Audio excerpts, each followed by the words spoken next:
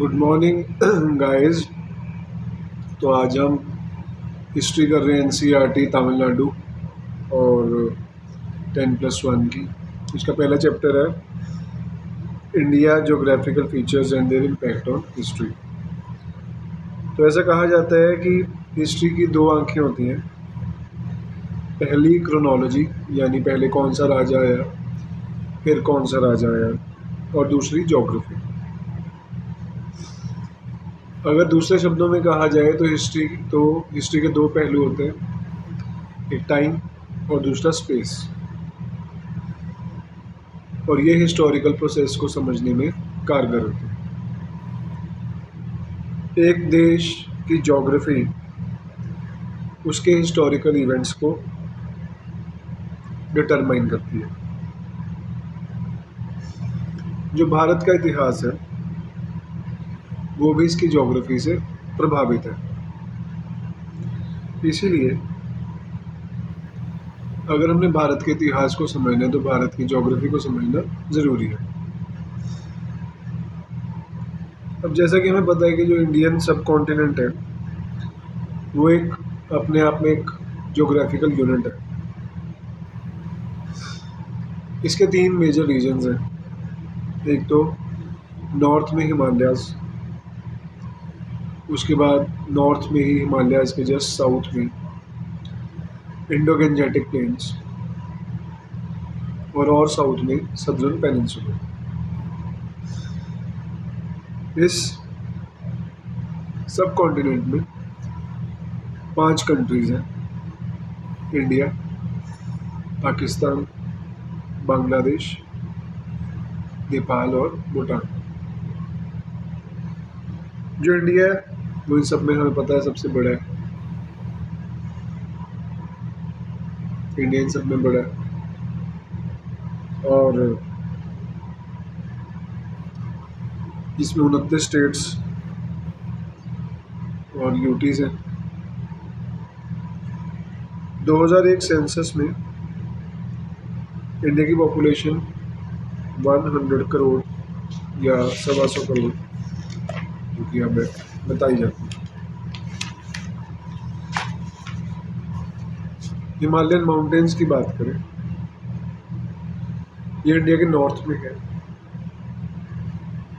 Pamir north से शुरू होते हैं, जो कि इंडिया के नॉर्थ वेस्ट में पामीर में है, और वहाँ से हिमालयन रेंज जो है वो नॉर्थ ईस्ट की तरफ चल पड़ती है। नॉर्थ ईस्ट वैसे जा रही है। इसकी लेंथ जो है वो 2560 किलोमीटर है और एवरेज ब्रेड्थ जो है वो 240 से 320 किलोमीटर है। जो हिमालयस की हाईएस्ट पीक है माउंट एवरेस्ट, उसकी हाइट है 8869 मीटर्स। ये एक नेचुरल वॉल का काम करती है और देश को बहुत ही ठंडी आर्कटिक विंड से बचाती है, जो साइबेरिया और सेंट्रल एशिया में चलती है। हिमालयस की बदौलत जो इंडिया का क्लाइमेट है, नदरन इंडिया का, वो काफ़ी गर्म है सारा साल, अगर बाकी सेंट्रल एशिया वगैरह से कंपेयर करो।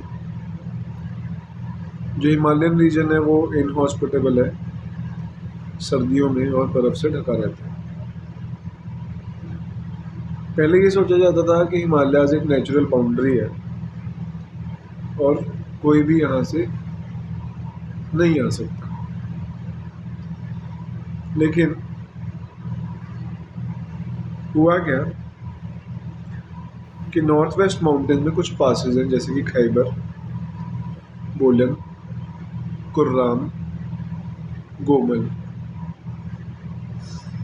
जिससे सेंट्रल एशिया के लोग इंडिया में आए। ये जो पासेज हैं ये हिंदू कुश, सुलेमान और किरथार रेंजेस में हैं। प्री हिस्टोरिक टाइम से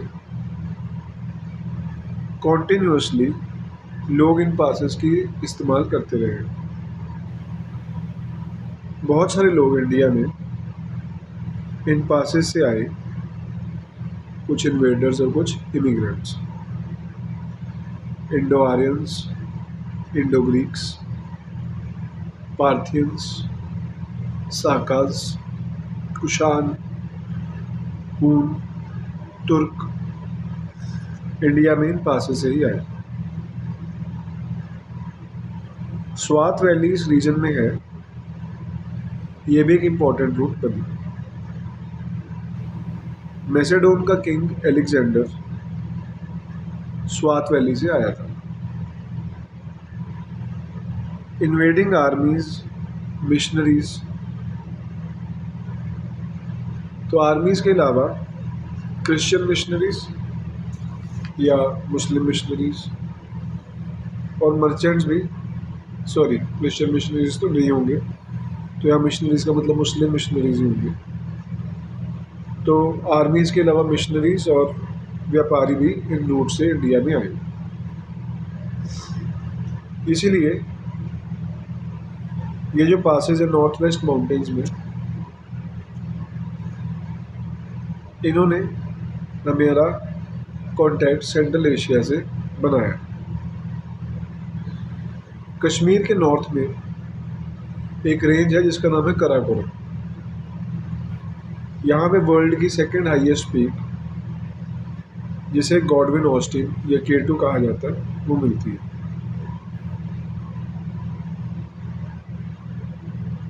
यहाँ पे जो हिमालयाज़ हैं कराकोरम में, इन्हें ट्रांस हिमालय भी कहा जाता है। ये ज़्यादा ऊंचे हैं, उनके पासेस भी काफ़ी ऊंचे हैं और स्नो से कवर्ड रहते हैं विंटर्स में। जो कराकोरम हाईवे है वो गिलगिट के द्वारा सेंट्रल एशिया से कनेक्टेड है, लेकिन इस रूट से बहुत ही कम कम्युनिकेशन हो पाया। जो कश्मीर की घाटी है ये हाई माउंटेन से घिरी हुई है, लेकिन इस तक पहुंचने के लिए बहुत सारे पासेस हैं। जो कश्मीर की वैली है ये अपने ट्रेडिशन और कल्चर के लिए जानी जाती है। नेपाल भी एक छोटी सी वैली है हिमालयस के पैरों में, और ये गेंजेटिक प्लेन से यहाँ पहुँचा जा सकता है कई सारे पासेस के द्वारा। ईस्ट में हिमालयस असम तक जाते हैं। यहाँ पे कुछ इम्पोर्टेंट माउंटेन्स हैं जैसे कि पटकोई, नगाई, लुशाई, ये सब रेंजेस हैं। इन हिल्स में बहुत ही घने जंगल हैं क्योंकि यहाँ बारिश बहुत ज़्यादा होती है और ये इनहॉस्पिटेबल है जंगलों की वजह से। जो नॉर्थ ईस्ट के हिमालयाज़ हैं, माउंटेन्स हैं, उन्हें क्रॉस करना मुश्किल है और बहुत सारे एरियाज़ यहाँ पे रिलेटिवली आइसोलेटेड, अलग थलग रहे। तो ये बात होगी हिमालयाज़ की। अब इंडो गेंजेटिक प्लेन्स पे आते हैं। जो इंडो गेंजेटिक प्लेन है, जैसे कि हमें पता है, 3 मुख्य नदियों द्वारा सींचा जाता है इनको, गंगा, सिंधु यानी कि इंडस और ब्रह्मपुत्र। ये जो बहुत बड़ा प्लेन है ये बहुत ही फर्टाइल है और बहुत ही अच्छी पैदावार होती है फसलों की, क्योंकि यहाँ एल्यूवियल सॉइल है जो कि नदियाँ अपने साथ लेके आती हैं, नदियाँ और उनकी सहायक नदियाँ, ट्रिब्यूटरीज। जो सिंधु नदी है यानी कि इंडस, ये हिमालयाज़ के भी परे इसका ओरिजिन होता है और इसकी ट्रिब्यूटरीज जो हैं उनका नाम है झेलम, चिनाब, रावी, सतलुज, ब्यास।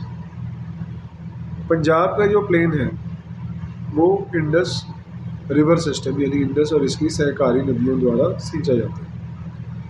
पंजाब का जो मतलब है उसका मतलब है पंज, पाँच, आप, पानी, 5 पानी यानी 5 दरियावां।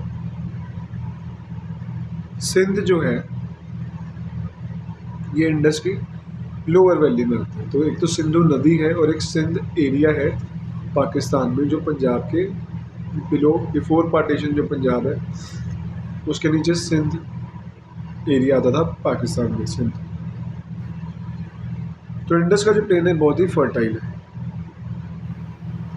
थार डेजर्ट की बात करते हैं तो थार डेजर्ट और अरावली की पहाड़ियाँ इंडस और गेंजेटिक प्लेन्स के बीच में पड़ती है। तो इंडस और उसकी सहायक नदियाँ एक तरफ रह गई, गंगा और उसकी सहायक नदियाँ दूसरी तरफ रह गई। बीच में एक एरिया ऐसा है जहाँ पे सिंचाई नहीं हो पाती, थोड़ा ऊपर उठा हुआ है, रेन शेडो एरिया बनाता है, वो हो गया डेजर्ट थार। और वहाँ पे एक पहाड़ी है अरावली। माउंट आबू अरावली की हाईएस्ट पीक है जिसकी हाइट 5650 फीट है, मीटर्स नहीं है, ठीक है ना। वो तो 886 समथिंग 8869 मीटर्स था माउंट एवरेस्ट। ये 5650 फीट है, यानी कि काफ़ी छोटा है उससे। तो जो गंगा नदी है वो हिमालयाज़ में इसका ओरिजिन होता है और ये साउथ की तरफ बहती है, बाद में ईस्ट की तरफ बहती है, पहले साउथ फिर ईस्ट। जो नदी यमुना है ये गंगा के बराबर बराबर ही बह रही है पैरेलल, और बाद में इसको ज्वाइन कर लेती है।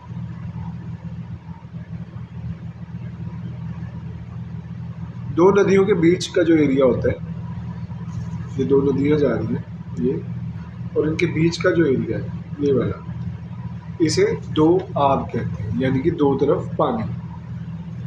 जैसे पंज आब वैसे ही दो आब, दो आब। तो उसका मीनिंग है वो land between two reverse. Ganga की इंपॉर्टेंट ट्रिब्यूटरीज हैं गोमती, सरयू, घाघरा, गंडक। क्योंकि हिस्ट्री की बुक है तो इसमें हमें ज्योग्राफी बहुत ज़्यादा वास्ट नहीं मिलेगी, लेकिन हमें बहुत कुछ डिटेलिंग हिस्ट्री और ज्योग्राफी का मेल देखने को मिलता है ना। तो अगर हम इसे ज्योग्राफी पर से समझ के पढ़ रहे हैं तो हमारा कुछ गलत नहीं हो रहा, लेकिन हमारा काफ़ी कुछ मिस आउट हो जाएगा। इंडिया के ईस्ट में गंगा के जो प्लेन है वो ब्रह्मपुत्र के प्लेन से मिल जाती है। ब्रह्मपुत्र का ओरिजिन भी हिमालयाज के परे होता है, जैसे कि इंडस का होता है। ये तिब्बत से फ्लो करती हुई नॉर्थ ईस्ट इंडिया में एंटर करती है। प्लेन्स में बहुत ही वास्ट है, बड़ी है, लेकिन बहुत धीरे धीरे मूव करती है और कई सारे आइलैंड्स बनाती है। जैसे कि हमें पता है माजुली आइलैंड जो दुनिया का सबसे बड़ा नदी वाला आइलैंड है, वो असम में हमें पाया जाता है ब्रह्मपुत्र के नदी में। तो इंडो गेंजेटिक प्लेन्स की बात हम दोबारा कर रहे हैं। इन नदियों की इन प्लेन्स में, इंडो गेंजेटिक प्लेन्स में कई अर्बन सेंटर बने, खास तौर पे रिवर के बैंक्स पे, जहाँ पे नदियाँ मिल रही थी वहाँ पे भी। हड़प्पन कल्चर बहुत फूला फला इंडस वैली में। वैदिक कल्चर बहुत फूला फला western Gangetic plains, Banaras, Allahabad, Agra, Delhi, Pataliputra, कुछ इम्पोर्टेंट सिटीज़ हैं गेंजेटिक प्लेन्स। जो पाटलिपुत्र की सिटी है वो सोन नदी और गंगा नदी के कॉन्फ्लुएंस पे बनी थी। पाटलिपुत्र हमें पता है आज का पटना। तो सोन और गंगा जहाँ नदियाँ मिली वहाँ पे पाटलिपुत्र बना। पुरातन समय में पाटलिपुत्र मौर्यास की कैपिटल रही थी, हमें पता है। उसके बाद सुंगा, फिर गुप्तास की। वेस्टर्न साइड गंजेटिक प्लेन्स के वेस्टर्न साइड में सबसे इम्पोर्टेंट सिटी जो है उसका नाम है दिल्ली।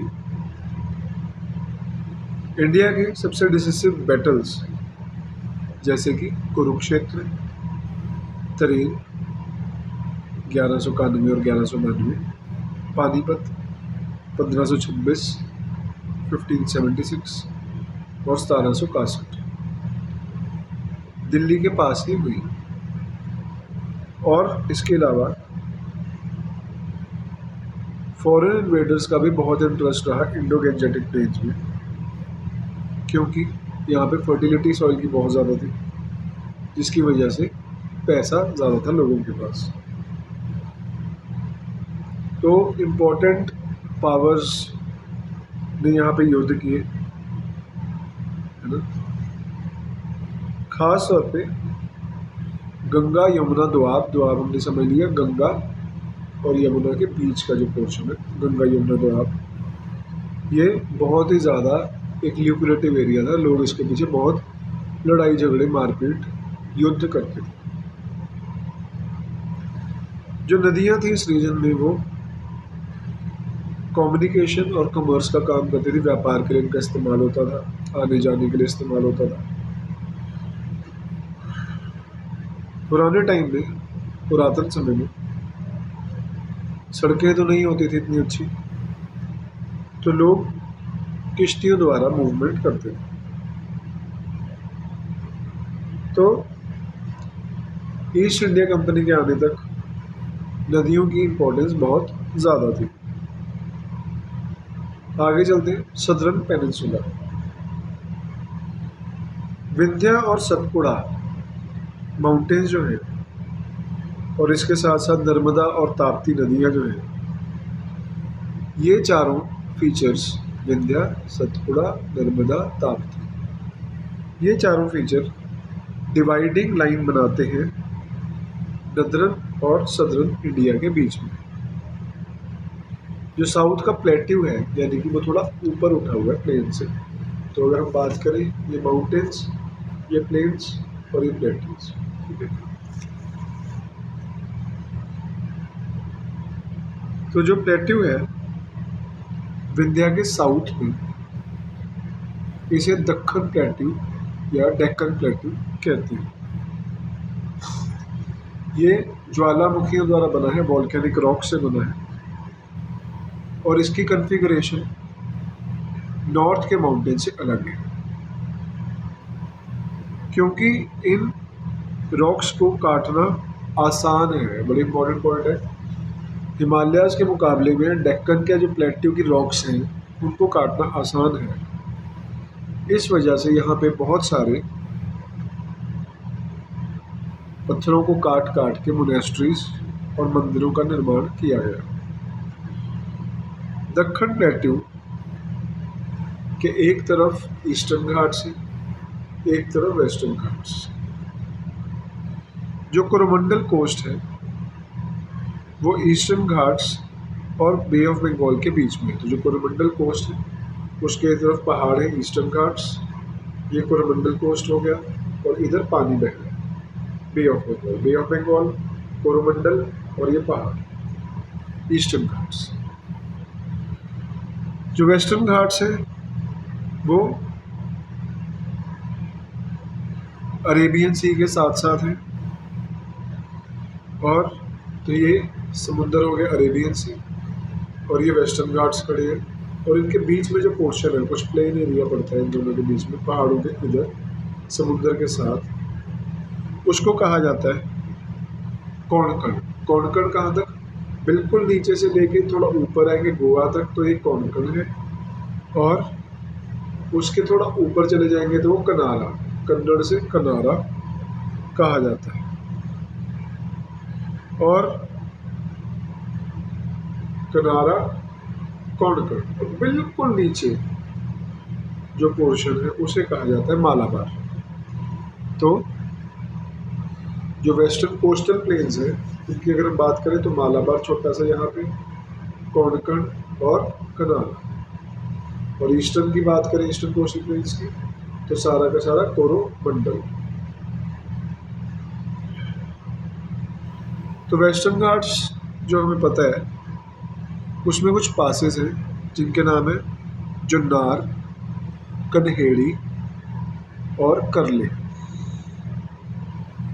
इनकी बदौलत वेस्टर्न पोर्ट्स से जब अरेबियन सी से समुंदर से किश्तियाँ शिप आती थी तो वो प्लेन्स तक पहुँच के western Ghats, western coastal plane से पहुँच के अंदर, क्योंकि हमें पता है कि वेस्टर्न घाट्स बहुत ऊंचे पहाड़ है, तो उनको वो जुन्नार कन्हेड़ी और करली पासेस के द्वारा आगे प्लेट्यू तक जाते थे।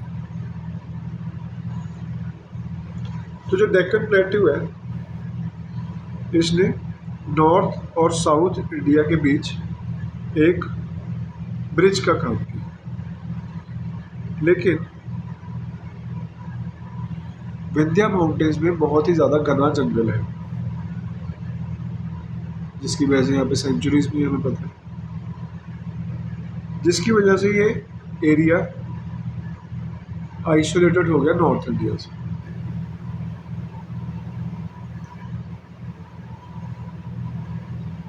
अब तभी हमें पता है कि नॉर्थ इंडिया और साउथ इंडिया का कल्चर इतना डिफरेंट किया, क्योंकि बीच में एक बहुत घना जंगल है जिसको पार कर पाना मुश्किल था। तो दो अलग अलग कल्चर डेवलप हुए। तो जो लैंग्वेज और कल्चर है सदर्न पेनिनसुला की, वो इंटैक्ट है।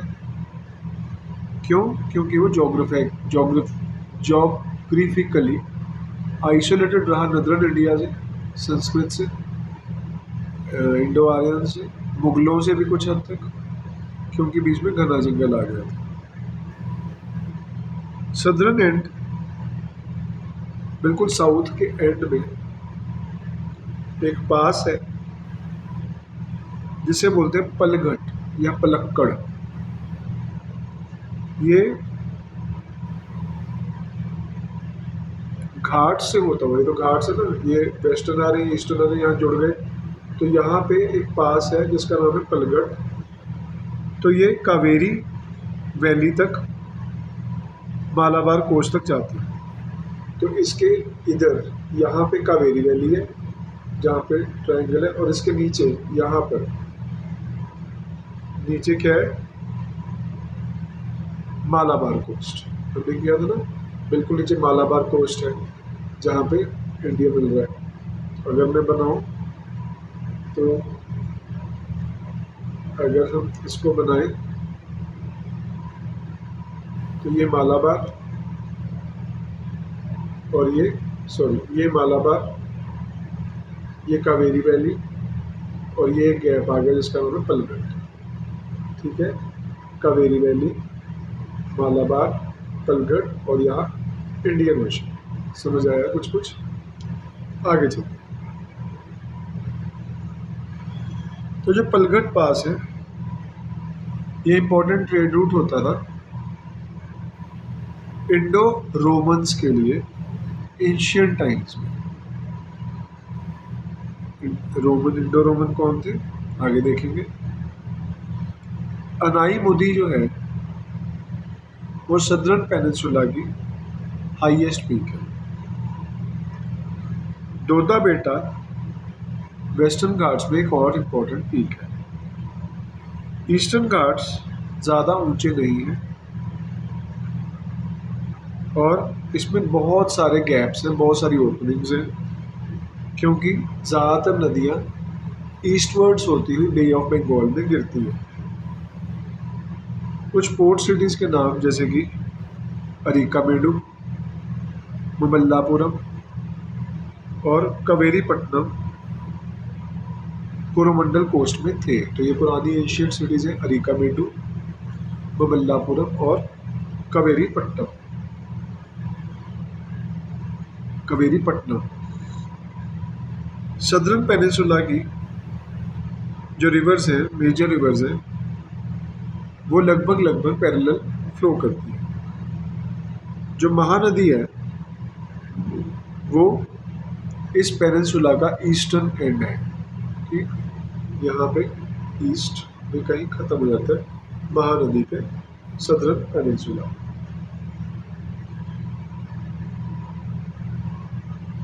नर्मदा और ताप्ती ईस्ट से वेस्ट की तरफ जाती है। तो ये जा रही नर्मदा और इसके ठीक नीचे जा रही ताप्ती, ये जा अरेबियन सी। कुछ और इम्पोर्टेंट नदियाँ जैसे गोदावरी, कृष्णा, तुंगभद्र, कावेरी, ये सब वेस्ट से ईस्ट की तरफ जाती है। गोदावरी, कृष्णा, तुंगभद्र, कावेरी। तो ये जो नदियाँ हैं ये प्लेट्यू को फर्टाइल बनाती है, जिसकी वजह से जो पेनिनसुलर प्लेट्यू यहाँ पे राइस की खेती बहुत होती है, सॉइल अच्छा है। पूरे इतिहास में कृष्णा और तुंगभद्र नदियों के बीच जो दुआब है, यानी कि ये नदियाँ भी कहीं जाके मिलती है, कृष्णा और तुंगभद्र आपस में मिलती है, और उनके बीच का जो पोर्शन है जब तक वो नहीं मिल रही, पैरेलल फ्लो कर रही है, वहाँ पे बहुत लड़ाई झगड़े हुए क्योंकि बहुत ही फर्टाइल सॉइल था, और इस दुआब को बोलते हैं रायचूर दुआब।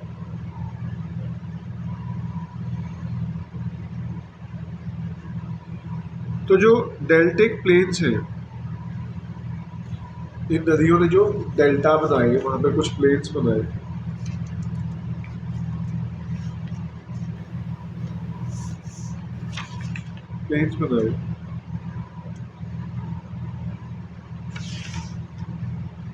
जहाँ पे तुंगभद्र और कृष्णा नदियों ने अपना पानी समुद्र में बिछाया, उसके पहले कुछ प्लेन्स बनाए, वहाँ पे सतवाहना किंगडम बना था। बहुत सारे टाउन्स और पोर्ट्स फ्लरिश हुए इन प्लेन्स में क्रिश्चियन इरा की शुरुआत में। तो जो कावेरी डेल्टा है ये एक अलग ज्योग्राफिक जोन है, साउथ के बिल्कुल नीचे, बिल्कुल साउथ में।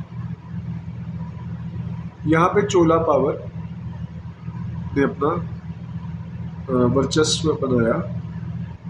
कावेरी बेसिन जो है ये, इसकी ट्रेडिशन, लैंग्वेज, कल्चर बहुत ही ज़्यादा फला फूला एशियन टाइम्स में। सदर्न पेनिनसुला को बहुत ही लंबी कोस्ट लाइन मिली है। इसी वजह से यहाँ के लोगों ने समुद्री एक्टिविटीज़, मैरीटाइम एक्टिविटीज़ में बहुत इंटरेस्ट दिखाया।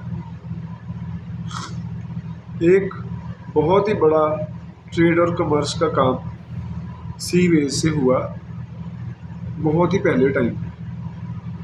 ईस्ट में सेलर्स, जावा, तो ये हम देखें तो ईस्ट इधर आ गया, जावा, सुमात्रा, बर्मा, कंबोडिया तक पहुँचते थे। ट्रेड के अलावा इन्होंने भारतीय आर्ट, रिलीजन, कल्चर को भी अलग अलग जगहों पर दिया। जैसे कि हमें पता है बहुत सारे साउथ ईस्टर्न कंट्रीज़ में हिंदुज़म के फॉलोअर्स हैं। तो जो कमर्शियल कॉन्टैक्ट्स हैं साउथ इंडिया और ग्रीको रोमन कंट्रीज़ में, ये भी फले फूले कल्चरल रिलेशंस के साथ। अब आगे चलते हैं। India a land of diversity, अगला टॉपिक है यहाँ पे। तो जो एंशियंट इंडिया की हिस्ट्री है ये इंटरेस्टिंग है, क्योंकि इंडिया एक मेल्टिंग पॉट बना बहुत सारे अलग अलग रेसेस का, लोगों का। Pre Aryans, Indo Aryans, Greeks, Scythians, Huns, Turks वगैरह वगैरह, इन सब लोगों ने इंडिया को अपना घर बनाया, और ये लोग बहुत ही अच्छे से मिंगल हो गए, और इतने ज़्यादा घुल मिल गए कि इनकी ओरिजिनल फॉर्म कौन कहाँ से कैसे कब आया, सब बहुत ज़्यादा मिक्सअप हो गया। अलग अलग कल्चर मिले थ्रू आउट एजेस। बहुत सारे प्री आर्यन या फिर द्रविडियन वैदिक टेक्स्ट में भी हमें देखने को मिलती है। इसी तरह बहुत सारी पाली और संस्कृत टर्म्स हमें संगम लिटरेचर में देखने को मिलते हैं। एशियन टाइम से ही इंडिया बहुत सारे धर्मों का घर रहा है। एशियंट इंडिया में हिंदुइज्म, जैनिज्म और बुद्धिज्म का जन्म हुआ। लेकिन ये सब आपस में इंटरमिंगल्ड रहे। चाहे कि भारत के लोग अलग अलग भाषाएं बोलते हैं और अलग अलग रिलीजन्स को मानते हैं और अलग अलग सामाजिक कस्टम्स को अपनाते हैं, इनके कुछ कॉमन स्टाइल्स हैं पूरे देश में। इसीलिए हमारा देश जो है वो बहुत गहरी यूनिटी दिखाता है, चाहे कि इसमें बहुत सारी डाइवर्सिटी है। असल में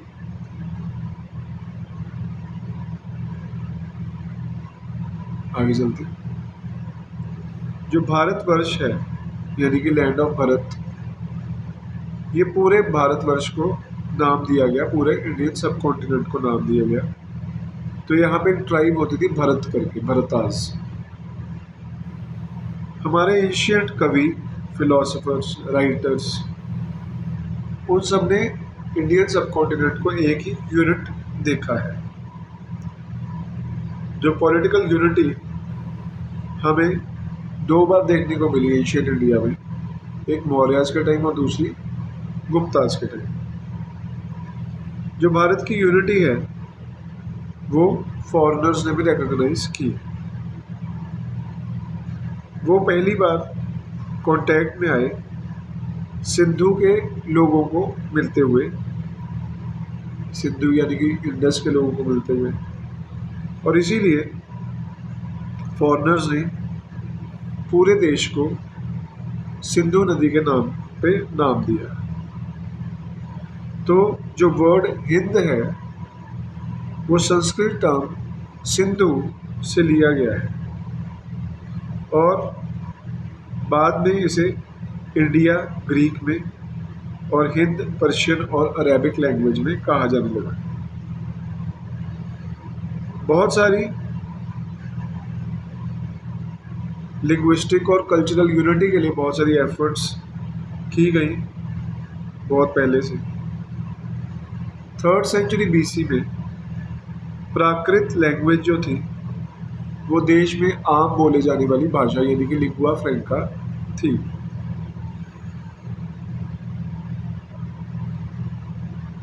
मेजर पोर्शन ऑफ इंडिया जो है उसमें अशोक राजा की इंस्क्रिप्शंस प्राकृत में ही लिखी गई। इसके अलावा एंशिएंट एपिक्स जैसे कि रामायण और महाभारत ये बहुत ही जोश और उत्साह के साथ पढ़ी जाती थी, डिवोशन के साथ पढ़ी जाती थी पूरे देश में। असल में रामायण और महाभारत को संस्कृत में लिखा गया, लेकिन बाद में ये अलग अलग लोकल लैंग्वेजेस में भी छापा गया, लिखा गया। ऑल्दो जो कल्चरल वैल्यूज़ और आइडियाज़ हैं वो डिफरेंट फॉर्म्स में हैं, लेकिन सब्सटेंस सब में एक ही है। भारत का जो कल्चर है वो लगभग एक सही देखने को मिलता है। इसीलिए भारत एक मल्टी रिलीजियस और मल्टी कल्चरल समाज बना, लेकिन जो यूनिटी और इंटेग्रिटी है वो देश की स्ट्रेंथ आज भी है। इसी के साथ हमारा पहला चैप्टर समाप्त होता है।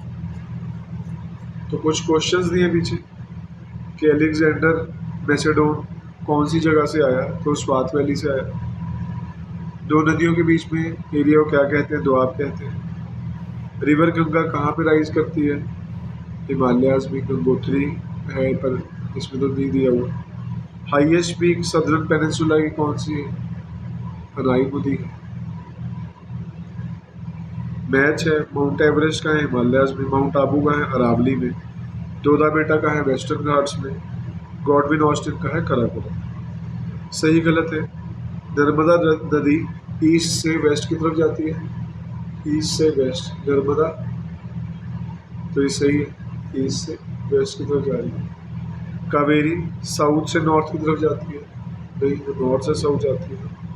यमुना रिवर ताप्ती के साथ मिलती है, यमुना नदी ताप्ती के साथ तो नहीं मिलती, यमुना तो गंगा के साथ मिल जाती है। माही नदी महानदी पंजाब को इरिगेट करती है, नहीं वो तो ईस्ट में। ट्रू फॉल्स के और क्वेश्चन भी हैं, जैसे कि पाटलिपुत्र गंगा और ब्रह्मपुत्र के कॉन्फ्लुएंस पे थी, नहीं हमने देखा गंगा और सोन के कॉन्फ्लुएंस पे थी। Long coast line in southern peninsula contributed in growth of maritime trade, ये बात सही है। Palghat pass is situated in western Ghats, ये बात सही है, सही है, बिल्कुल साउथ सदर्न टिप में है ना। India is a multicultural society, ये तो बात सही है। शॉर्ट नोट्स लिखने हिमालयन माउंटेन्स पे हमने देखा कितनी लंबाई है, कितनी चौड़ाई है ना, कौन कौन सी नदियाँ हैं, ठंडा रहता है उधर के लोगों को, सेंट्रल एशिया की ठंड को आने नहीं देता, वहाँ के लोगों को आने के लिए भी थोड़ी मुश्किल देता था। डेक्कन प्लेट्यू में देख लिया कि जब हम प्लेन से आते हैं तो डेक्कन प्लेट्यू है, जिसके एक तरफ वेस्टर्न घाट्स हैं, एक तरफ ईस्टर्न घाट्स हैं, और बे ऑफ बंगाल इस तो इधर, और अरेबियन सी इधर नीचे इंडियन ओशन है। रिवर्स ऑफ सदर्न पेनिनसुला हमने देख ली कि ज़्यादातर सारी वेस्ट की तरफ, सॉरी ईस्ट की तरफ फ्लो करती है, लेकिन नर्मदा ताप्ती कुछ ऐसी नदियाँ हैं जो वेस्ट की तरफ फ्लो करती हैं। मल्टी कल्चरल सोसाइटी में पता ही है, अलग अलग धर्मों का यहाँ जन्म हुआ है ना, कुछ रामायण महाभारत जैसे संस्कृत में लिखे गए, लेकिन बाद में भी लोकल लैंग्वेजेस में भी लिखा गया। 100 वर्ड्स में लिखना, write a note on impact of Indo Gangetic plains on history of India. तो क्या फ़र्क पड़ा इंडो गैंजेटिक प्लेन्स का इंडियन की हिस्ट्री पे। Briefly describe geography of South India, तो ये आप कर लोगे ज्योग्राफी ऑफ साउथ इंडिया को डिस्क्राइब, है ना, कहाँ कहाँ पे Western Ghats, Eastern Ghat, western coastal plain, eastern coastal plains, है ना। और answer detail 200 words. Assess the impact of geography on the history of India, भी ऐसा क्वेश्चन आ गया तो आपको पूरा चैप्टर अच्छे से पढ़ाना चाहिए। India is a land of unity and diversity, elucidate, तो कैसे एलुसिडेट करोगे, तो ये सारा लिख के लाना, मुझे आप मैसेज कर देना।